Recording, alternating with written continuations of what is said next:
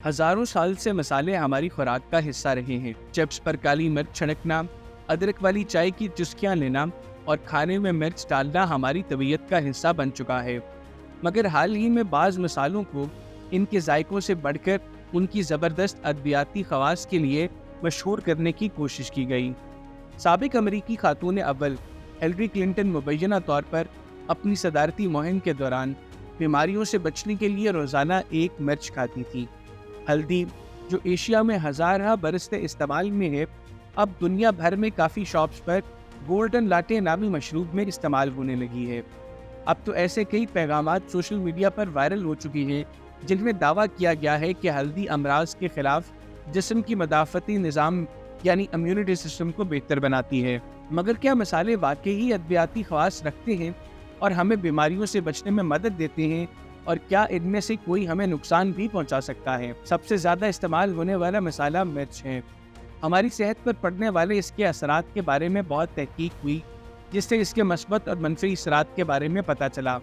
जब हम मिर्चें खाते हैं तो कैप्साइसिन के साल में हमारे जिस्म में मौजूद दर्जा हरारत महसूस करने वाले कुल्लियों से ताअम्मुल करते हैं और नतीजे में दिमाग को पैगाम मिलता है कि वह जिस्म में गर्मी पैदा करे। बाज़ मुतालों से नतीजा अखज़ किया गया कि कैप्साइसिन उम्र बढ़ाने में मददगार हो सकता है।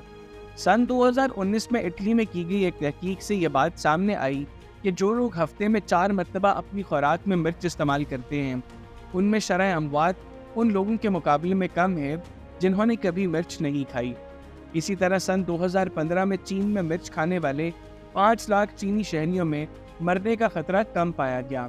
रोज़ाना मसालेदार खुराक खाने वालों में हफ्ते में एक बार मसालेदार खाना खाने वालों के मुकाबले में मौत का खतरा 14% तक कम देखा गया है। कतर की एक रिसर्च के मुताबिक मिर्च मोटापे और हाई ब्लड प्रेशर से बचने में भी मददगार होती है। ताहम ज़हनी सलाहियत पर मिर्च के असरात का मुशाहिदा किया तो फिर ये बात सामने आई कि मिर्ची खाने वालों में ज़हनी सलाहियत कम है।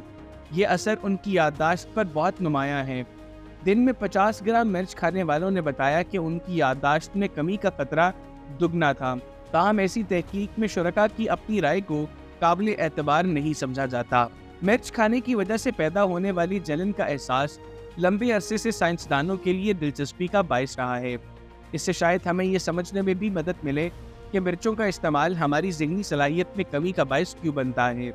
यह एहसास पौधों के इस इब्तदाई अमल का हिस्सा है जिसकी मदद से वो खुद को बीमारियों और कीड़े मकोड़ों से महफूज रखते हैं। एक और मसाला हल्दी है जिसे इंसानी सेहत के लिए मुफीद समझा जाता है।